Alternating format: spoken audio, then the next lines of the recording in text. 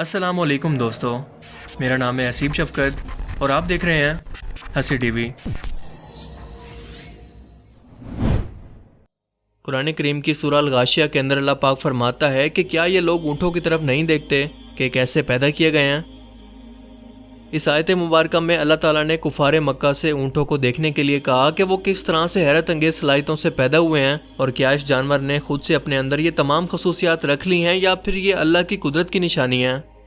اور ظاہر ہے کہ جس جانور کو اللہ پاک قرآن کریم کے اندر کافروں کے لیے اپنی نشانی کے طور پر بیان کر رہا ہے کہ وہ اس پر غور و فکر کر کے اس کے خالق کی قدرت کو پہچانے، تو یقیناً اس میں کچھ نہ کچھ تو ایسا خاص ضرور ہوگا جو کہ انسانوں کی سوچ اور سمجھ سے بڑھ کر ہو۔ آج کی اس ویڈیو میں ہم صحرا کے جہاز اونٹ کی کچھ ایسی حیرت انگیز خاصیتوں کو جانیں گے جو کہ دنیا کے کسی اور جانور میں نہیں۔ اینڈ بلیو می کہ آپ بھی انہیں جان کر شوق ہو جائیں گے، اور تب جا کر اس آیت مبارکہ کا اصل مفہوم اور اس کا مطلب سمجھ پائیں گے کہ اللہ تعالیٰ بار بار اس جانور پر غور و فکر کرنے کے لیے غیر مسلموں کو دعوت کیوں دے رہا تھا۔ اونٹ دنیا کے سب سے بڑے گھریلو جانور ہیں، لیکن پھر بھی انہیں پالنا انتہائی آسان ہے۔ ایک اونٹ تقریباً 40 سے 50 سال تک زندہ رہتا ہے، جو کہ گائے کی عمر سے 3 گنا زیادہ ہے۔ اس کا مطلب یہ ہے کہ اس سے ایک لمبے عرصے تک سواری، دودھ، بیماریوں کے علاج اور گوشت کی صورت فائدہ اٹھایا جا سکتا ہے۔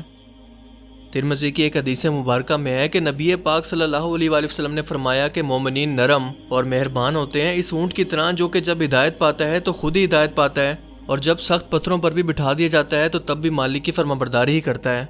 یعنی یہ جانور اپنے مالک کا انتہائی وفادار ہوتا ہے، اسے چھوڑ کر بھاگتا نہیں ہے، اور اس کی اسی خاصیت کی وجہ سے اسے جنگوں میں بھی استعمال کیا جاتا رہا ہے۔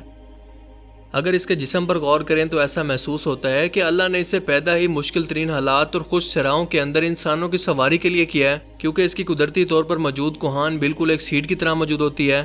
اس کے 2 گھٹنے اونچائی کے باوجود نیچے جھک کر انسان کا اس پر سوار ہونا ممکن بناتے ہیں، ورنہ اس پر سوار ہونا انتہائی مشکل کام ہے۔ کسی عام جانور کے لیے ایک صحرائی ٹیلے پر چڑھنا انتہائی مشکل اور تکلیف دہ عمل ہوتا ہے، لیکن اونٹ اسے کتنا آسانی سے کر پاتے ہیں یہ ویڈیو دیکھ کر یقیناً آپ کو اندازہ ہو رہا ہوگا، لیکن سوال یہ ہے کہ اسے یہ طریقہ کس نے سکھایا۔ ان کے موٹے چمڑے والے ہونٹ ہوتے ہیں جو کہ انہیں صحرا کے کانٹے دار پودوں، کیکٹس کو بھی چبانے میں مدد کرتے ہیں، جس سے دوسرے جانور بچتے ہیں۔ جی ہاں، ایک کانٹوں سے بھرا ہوا پودا یہ اونٹ نگل جاتا ہے، مگر اسے کچھ بھی نہیں ہوتا، جس کا فائدہ اس کے مالک کو لمبے سفر پر ہوتا ہے جب آس پاس اس اونٹ کے کھانے کے لیے کچھ بھی موجود نہ ہو، اور ان کا ہاضمہ اتنا مضبوط ہوتا ہے کہ ہر نظر آنے والی چیز جیسا کہ پلاسٹک کی پلیٹیں اور کاپر کی تاریں وغیرہ بھی کھا سکتا ہے۔ اتنی شدید گرمی اور اوپر سے لمبا سفر کسی بھی جانور کا دماغ خراب کر سکتی ہے، مگر اونٹوں کے دماغ کے اندر خون کی گردش کا ایک خاص نظام موجود ہوتا ہے جو کہ جسم کے زیادہ ٹیمپریچر کے باوجود اس کے دماغ میں ٹیمپریچر کو مینٹین کرنے میں مدد کرتا ہے اور اس کو پاگل ہونے سے بچائے رکھتا ہے۔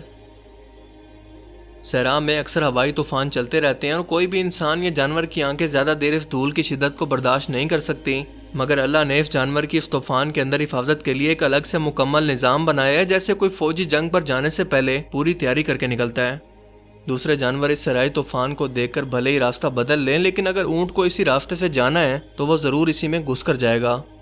سب سے پہلے اپنے نتنوں کو بند کرے گا، جس کے بعد اس کی بڑی بڑی پلکوں اور کان کے بالوں سے ریت اس کے جسم میں نہیں گھس پائے گی اور بالکل ایک ونڈو کی طرح کام کرے گی۔ پھر یہ اپنی آنکھوں پر قدرتی طور پر موجود ایک ٹرانسپیرنٹ جھلی کو لگائے گا جس کے آر پار دیکھ سکے، اور سیدھا اس طوفان میں گھس جائے گا۔ یہ 50 ڈگری سینٹی گریڈ کی گرمی میں بنا کچھ کھائے پیے 8 دن تک زندہ رہ سکتے ہیں، اور بغیر پانی کے پورے 2 ہفتے، جبکہ انسان پانی کے بغیر صرف 3 دن تک زندہ رہ سکتا ہے۔ اونٹ صرف 10 منٹ کے اندر 130 لیٹر پانی پی سکتا ہے، جو کہ اس کے وزن کا 1/3 حصہ بنتا ہے۔ اس کے جسم کا 5واں حصہ چکنائی کی صورت میں اس کی کوہان کے اندر جمع ہوتا ہے، جو کہ اس کے جسم میں پانی کے استعمال کو کم سے کم کر دیتا ہے، اور صرف 2 کلو گھاس پر یہ پورا مہینہ زندہ رہ سکتا ہے۔ اس کے جسم پر موجود قدرتی طور پر بڑے بڑے بال اسے شدید گرمی اور شدید سردی دونوں سے بچائے رکھتے ہیں۔ اس کے پاؤں پر نظر ڈالیں تو لگتا ہے کہ سوچ سمجھ کر ڈیزائن کیے گئے ہیں، جو کہ اس کے جسم کے لحاظ سے ذرا بڑے ہوتے ہیں، مگر اس کے وزن کی وجہ سے ریت میں دھنس جاتے ہیں، اور اسی وجہ سے اس کی گریپ بنتی ہے، جبکہ اس کی سکن اور پاؤں کے نیچے موجود موٹی جلد تپتی ہوئی ریت سے انہیں ہر وقت بچائے رکھتی ہے۔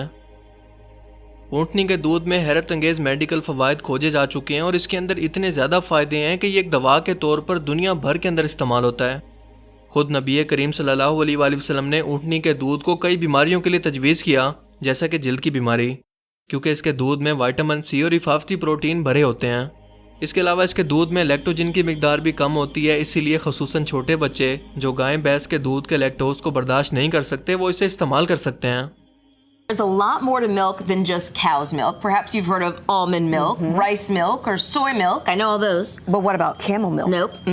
Dr. Millie Hinkle is the founder of Camel Milk USA, and she's here to educate us on the benefits. In 2009, I read an article about camel milk and how beneficial it was for all kinds of illnesses, Crohn's disease, diabetes, autism. So what makes the milk so unique or The different? milk is so unique because there's an antibody in that milk that's never been found in another milk. So what does that antibody do?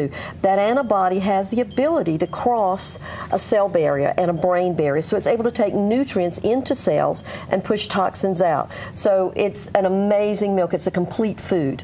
So you could literally live on this milk. آج جتنی بھی دوائیں ہم بھر بھر کر infection اور جراثیموں سے حفاظت کے لیے استعمال کرتے ہیں، اللہ تعالیٰ نے اس کے دودھ کے اندر قدرتی طور پر ان جراثیموں سے بچاؤ کی طاقت رکھی ہے۔ اس میں anti bacterial, anti viral, anti fungal, anti hepatitis, anti arthritis یعنی ہڈیوں کے ٹیڑھے پن کو روکنا، پیرا ٹیوبرکلوسس کا علاج، بڑھاپے کو روکنے، خود سے امیون سسٹم کو بڑھانا، اور کاسمیٹکس میں بھی اس کے دودھ کا بے تحاشا استعمال ہوتا ہے۔ ڈائبٹیز، آٹزم اور لیکٹوفرین کینسر کے خلیوں کے پھیلاؤ کو روکنے کی بھی صلاحیت اس کے دودھ کے اندر موجود ہوتی ہے۔ اس کے علاوہ میگنیشیم اور زنک سے بھرپور ہوتا ہے، اسی لیے السر کے خلاف بھی کام کر سکتا ہے، جو کہ ایک قدرتی معجزے اور کسی قدرتی دوا سے کم نہیں ہے۔ صرف دودھ ہی نہیں بلکہ اس کا جسم بھی بیماریوں سے لڑنے اور ان کے علاج کے لیے بنا ہے۔ بعض اوقات اونٹ کو ایک عجیب و غریب قسم کی نفسیاتی بیماری ہو جاتی ہے جس کی وجہ سے وہ کھانا پینا چھوڑ دیتا ہے اور سارا دن بس سورج کو ہی دیکھتا رہتا ہے، اور یوں ہی اسی حالت کے اندر اس کی موت ہو جاتی ہے۔ اس بیماری کا علاج تو ہے مگر بہت ہی عجیب و غریب، اور وہ یہ ہے کہ اس بیمار اونٹ کو ایک زندہ صحرائی سانپ کھلایا جاتا ہے جو کہ اس کے معدے میں جب پہنچتا ہے تو اس اونٹ کو خوب پیاس لگتی ہے۔ اسے خوب پانی پلایا جاتا ہے کیونکہ اس کے معدے میں بہت زیادہ گرمی پیدا ہوتی ہے اور اس کی آنکھوں سے بہت زیادہ پانی نکلنے لگتا ہے، جس کے بعد یہ اپنی نارمل حالت کے اندر واپس آ جاتا ہے۔ اس وقت اونٹ کی آنکھوں سے نکلنے والے اس پانی کو جمع کر لیا جاتا ہے جو کہ زہر کے علاج کے طور پر استعمال ہوتا ہے، اور دوسری طرف سانپ کا زہر اس اونٹ کے لیے شفا بن جاتا ہے۔ اس کے جسم کو اللہ نے بنایا ہی علاج کے لیے ہے۔ عرب کے صحراؤں میں کیونکہ جلانے کے لیے گیس یا لکڑیاں موجود نہیں ہوتی تھی، اسی لیے اونٹ کا گوبر انتہائی خشک ہونے کی وجہ سے لوگوں کے جلانے کے کام آتا۔ اس کی ہڈیاں تک مختلف چیزیں بنانے کے اندر استعمال ہوتی ہیں۔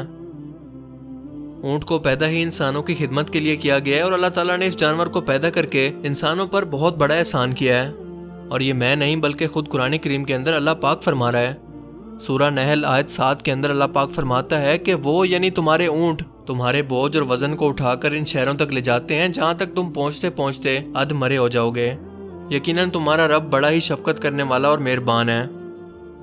اور اللہ تعالیٰ کا یہ فرمانا بلا وجہ نہیں ہے، کیونکہ اس جانور کا اصل کام ہی بوجھ اٹھانا اور صحراؤں میں بس چلتے رہنا ہے۔ یہ بہت ہی مضبوط جانور ہے اور بغیر بوجھ کے ایک بار میں 300 کلومیٹر کا سفر طے کر سکتا ہے، یعنی لاہور سے اسلام آباد صرف ایک بار لگاتار چل سکتا ہے، اور اسی لیے اسے صحرا کا جہاز کہتے ہیں۔ اب ان سب خصوصیات کو سن کر سوچیں کہ کیا اس بے زبان جانور نے، جس کے پاس انسانوں، جنات اور فرشتوں کی طرح عقل و شعور نہیں ہے، نہ ہی سوچنے سمجھنے کی صلاحیت ہے، کیا اس نے خود سے اپنے جسم کو اس قابل بنا لیا کہ اتنی سختیوں کے اندر بھی ہر چیز کو برداشت کر لے، اونچے اونچے صحرائی ٹیلوں پر اس طرح سے چڑھ لے؟ کیا اس نے اپنی ناک کا اندرونی سٹرکچر اور اپنی کوہان خود سے بنائی، اپنے جسم اور دودھ کے اندر خود سے شفا رکھی؟ کیا ابھی بھی کوئی سوال کرے گا کہ اللہ تعالیٰ نے کیوں انسانوں کو اپنی اس یونیک تخلیق پر غور و فکر کی دعوت دی کہ دیکھو تو صحیح کہ ہم نے اس جانور کو کتنی مہارت سے صرف تمہارے لیے بنایا، تاکہ انسان اپنے اس خالق کی قدرت کو پہچان سکے کہ اس ذات کے لیے اس انسان کو پیدا کرنا کتنا مشکل کام ہے، مگر افسوس کہ انسان اس سے کوئی سبق نہیں لیتے۔